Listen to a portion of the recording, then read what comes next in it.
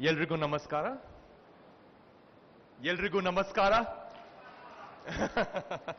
Thank you so much. It's a huge honor for me to be here at this amazing gathering by Public TV, especially speaking about education and having a career for passion, which is what I've done all of my life. So what I'm going to do today is that I'm going to start off by speaking a little bit about what I did in my life. And then basically I'd like to open it up for interactions if anybody has got any questions. And if you've got any concerns about your own careers or your children's careers, then you can ask me that. Now for me, it was very, very clear from a very young age that I'm going to be a musician. While my classmates in school were very obsessed by television and by cartoons and video games, for me, my music system was the center of my universe. I used to only listen to music all day long. I used to constantly listen to cassette tapes. During those days, there were cassette tapes and, and records and LPs. And I used to listen to music. I used to try to understand what are the different instruments used in every song, try to understand who the musicians are, what kind of cultures they come from, what kind of backgrounds they come from. So that is what I used to do. I used to listen to music all day long. I was obsessed with music. And the second thing that I was obsessed with was the environment. I used to love nature. I used to love being around with animals. I used to love going into the forest. So music and nature has been two passions for me my entire life. Because how did music start? Music started off as sounds from nature, correct? Am I right? Like sounds of the birds, sounds of the animals, sounds of the wind, sounds of the river flowing. And then slowly we human beings started imitating those sounds and making music. And only for the last few 1,000 years or something like that, there has been notes and there has been scales and academics with music. But actually music is basically sounds from nature. Now, in our 12th standard, as all of us know, is when we have to make a very strong decision as to what we want to do for the rest of our lives. Correct? Is it the same now also? Because this is many years back, no, for me. So now also it is in that 12th standard that we have to make a very strong decision as to what we want to do for the rest of our lives. So for me, when I reached my 12th standard and when I was finishing off my 12th standard, I went to my father, and my father is a third generation doctor and an Indian parent, So the thing is that, so my dad, who's a third generation doctor, I went to him and I told him, Dad, I want to be a musician. I want music to be my career.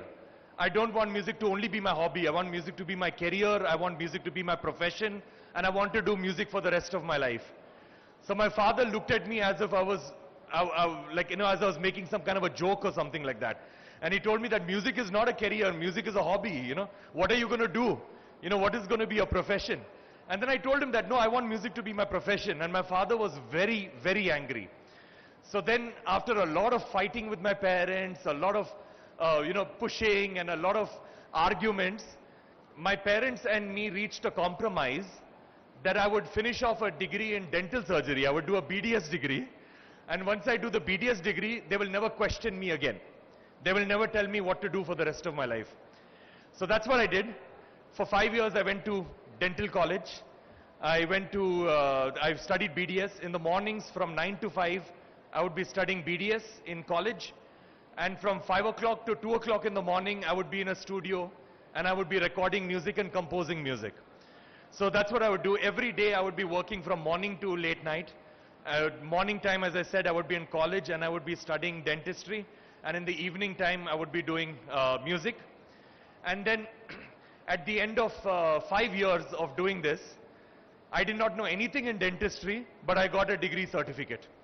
Okay, so I got a degree certificate, and and then I went to my father, and I gave him the certificate, and I told him that this is for you, because I do not want to be. I mean, dentistry is a very noble profession, and dentists have saved a lot of my teeth today.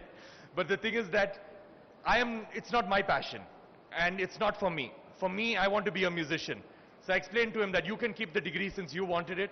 I will become a full-time musician now. Instead of doing music from 5 o'clock to 2 o'clock in the morning, I will do music all day and all night. So then that is what happened. My father kept to his promise. He never questioned me again after that, and I became a full-time musician. Now, do I blame my father? Do I blame my father for me wasting 5 years of my life doing dentistry? You know, do I blame my father for doing that? No, I don't blame my father, because I understand that my parents' decision was based out of fear. You know, fear that I would not be successful as a musician, fear that I would starve to death, fear that I would not make any money, fear that, you know, I would go bankrupt, or fear that I would not be married into a good family or whatever, or fear that what would, you know, they tell their relatives as to what I do for a profession, you know. So all these fears were there for my parents, whereas for me it was just about passion. But imagine if I was fearful, and after I got that degree, my dentistry degree, imagine if I got fearful and I thought that, oh, maybe I might not be successful at music.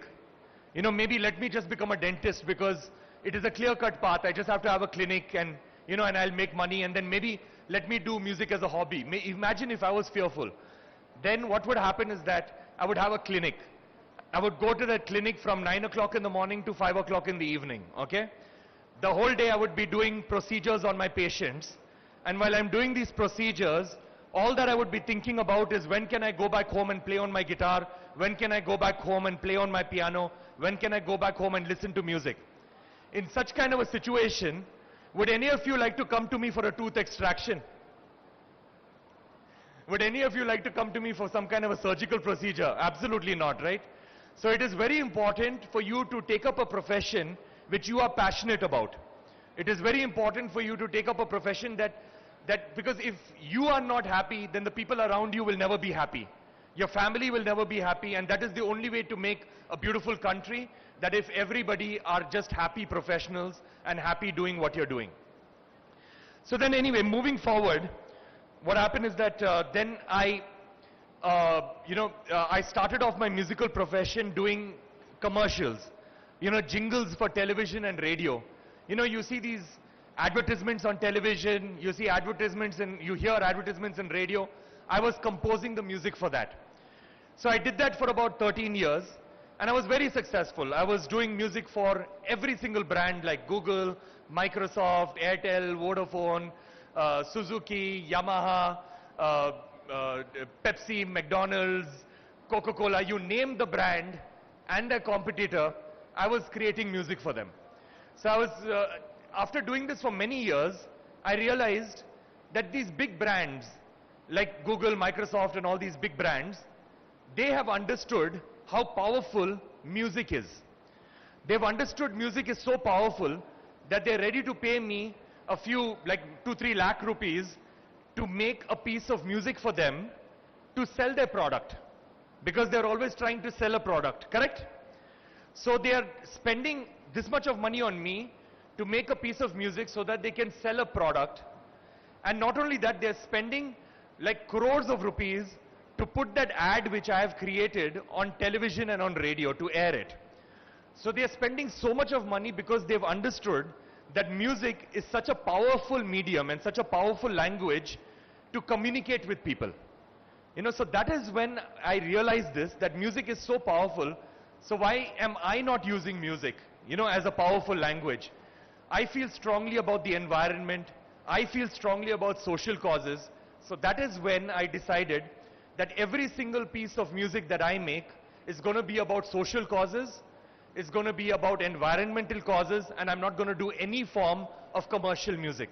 So that is what started off the second journey of mine. First I got into music, and then after that I decided that even when I am in music, I'm only going to do music about topics that I'm passionate about. I'm not going to make item songs.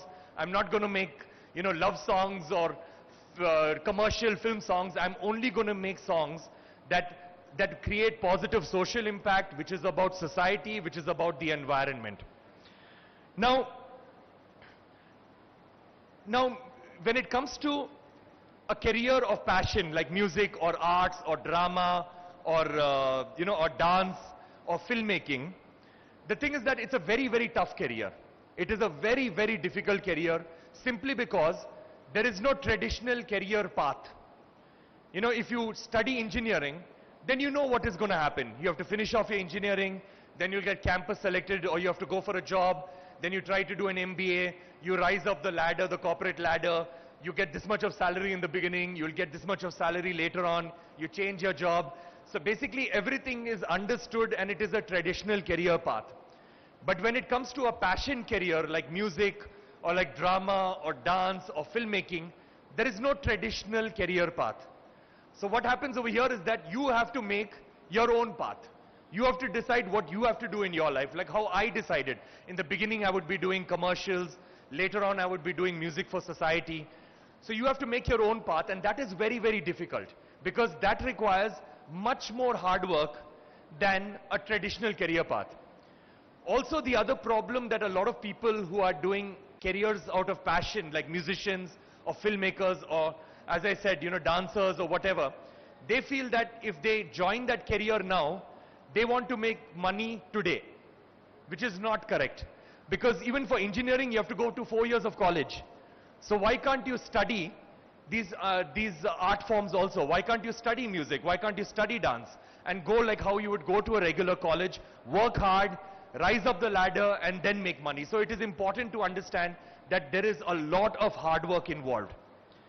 Then also, in a career which is based out of passion, it is very important to understand that you cannot be just an artist. You cannot be, like for me, I cannot be just a musician. I also have to be an entrepreneur. It is very important because being a musician, I have to constantly sell a product, and that product is me. You know, I have to constantly sell myself for concerts, for shows, for getting recording contracts, for all these things, you know. For, let's say if I'm doing films, then I have to constantly sell myself to producers, to directors. So basically, you have to be an entrepreneur because you have to sell yourself to people. So it's not enough that you are just a musician. You have to be a really good sales and marketing person, and you have to be a really good entrepreneur. And second thing is that you also have to be a very good leader. Because being a filmmaker or being a musician, you have to work with teams of people. Like being a musician, you have to work with so many other musicians, you have to work with composers, you have to work with your background people, with your mixing engineers, your mastering engineers. Being a filmmaker, you have to work with everybody from your editors to your actors to your spot boys to your camera persons. You have to work with so many people. So the thing is that if you are doing a passion-based career, you also have to be a leader because you have to show leadership qualities of managing these large teams of people. So it is, so to repeat, it's not just that you have to be a musician or an artist, you also have to be an entrepreneur, and you also have to be a leader. Now a lot of young people, they come to me and they say that, you know, that Ricky, I would like to be a musician, you know, but my parents are not allowing me to be a musician. You know, what do I do? You know, how do I convince my parents? So my answer is very simple about this. You have to have the leadership qualities in you. If you are not able to convince your parents that you will be a good musician, you cannot convince the public. You cannot. So basically, if you are not able to convince your parents, and if your parents themselves do not believe that this person is a really talented musician, my son or daughter is a really talented musician, and they will be very successful, then how are you going to convince anybody else in the world? You know, so that is why if you are not able to convince your parents, this is not a profession for you. That is all. I can be as blunt as that. If you cannot convince your parents that you want to be an artist, don't become an artist. Only if you can convince your parents, then become an artist. Become a musician or not, or they can become a filmmaker or not. So again, it's the same advice to parents that if your child is not able to convince you, and if you do not truly believe as a parent that, you know, that this child is really, really talented, then basically probably that's not the right profession for the child.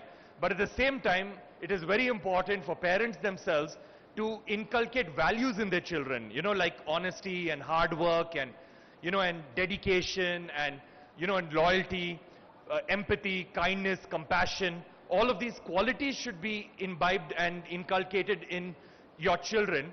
Do not force them into a profession. Let them come up with an idea and let them convince you. But it's important for you not to force them to be a part of a profession, because if they're not successful, they're going to blame you for the rest of their lives. So that's what's going to happen. So basically it's important that let your children, and it's all right if your children fail. They can do something later on. I've got so many friends who have been successful artists, successful engineers also, at a very later stage in their lives, you know, at the age of 40, at the age of 45. So let them fail, let them restart a career. There is no problem about that, but let them decide. That is very, very important.